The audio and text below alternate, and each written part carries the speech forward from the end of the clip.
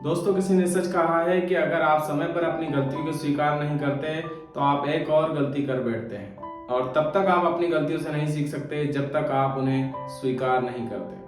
Hello दोस्तों, मैं हूं राम गुजर। आप लोगों के प्यार प्रभु के आशीर्वाद से हर रविवार सुबह 9 बजे लेकर के आता हूं आपके लिए मोटिवेशन स्टोरी।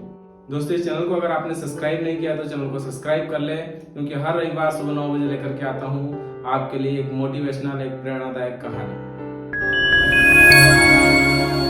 दोस्तों, एक बार की बात है कि व्यक्ति शराब की आदत से बहुत परेशान था, बहुत दुखी था और वो शराब को छोड़ना चाहता था। वो एक महात्मा के पास गया और उनसे कहा कि मेरी शराब की आदत के कारण मैं बहुत दुखी हूँ, बहुत परेशान हूँ, मेरा घर बर्बाद हो रहा है, मेरे बच्चे भूखे मर रहे हैं, मेरी पत्नी बहुत नाराज है और घर में शांति नष्ट हो गई है। तब महात्मा ने कहा कि अगर शराब के कारण इतने परेशान हो तो इस शराब को छोड़ क्यों नहीं देते।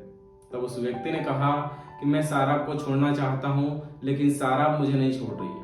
तो महात्मा मुस्कुराते हुए बोले कि ठीक है, तुम कल आना, मैं तुम्हें शराब छोड़ने का तरीका, उपाय बताऊंगा। वो व्यक्ति दूसरे दिन महात्मा के पास आ रहा था। महात्मा ने देखते ही पास ही के एक पेड़ के पीछे छिप गए। वो व्यक्ति आकर के कुछ देर रुका और महात्मा को देखने लगा।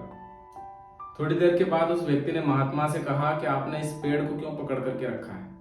तब महात्मा ने कहा कि मैंने इस पेड़ को पकड़ करके नहीं रखा है, बल्कि इस पेड़ ने मुझे पकड़ करके रखा है। उस व्यक्ति ने महात्मा को कहा कि मैं शराबी हूँ, मूर्ख नहीं। ये पेड़ आपने पकड़ करके रखा है, बल्कि पेड़ ने आपको पकड़ करके नहीं रखा है।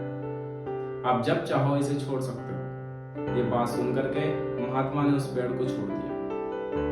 और फिर महात्मा ने कहा कि जिस प्रकार से इस पेड़ ने मुझे पकड़ करके नहीं रखा था, ठीक उसी प्रकार से तुम्हें शराब ने पकड़ करके नहीं रखा है, बल्कि शराब को तुमने पकड़ करके रखा है और जब चाहो तुम इसे छोड़ सकते हो। दोस्तों, एक कहानी में बताती है कि अगर आप भी अपनी बुरी आदतों की लिस्ट बनाने वाले हैं तो आप उसे आसानी से कर सकते हैं, क्योंकि इंसान की एक फितरत है कि अगर वो किसी चीज का दृढ़ संकल्प ले लेता है तो उसे उस आसानी से कर सकता है, चाहे वो किसी बुरी आदत को छोड़ना हो या किसी अच्छे कार्य को करना हो। दोस्तों, ये कहानी कैसी लगी मुझे कमेंट सेक्शन में जरूर बताएं, और अगर आपने इस चैनल को अभी तक सब्सक्राइब नहीं किया तो इस चैनल को सब्सक्राइब कर ले, अपने दोस्तों के साथ शेयर करें। मिलते हैं अगले रविवार सुबह 9 बजे एक नई मोटिवेशन कहानी के साथ। तब तक के लिए वंदे मातरम, जय हिंद।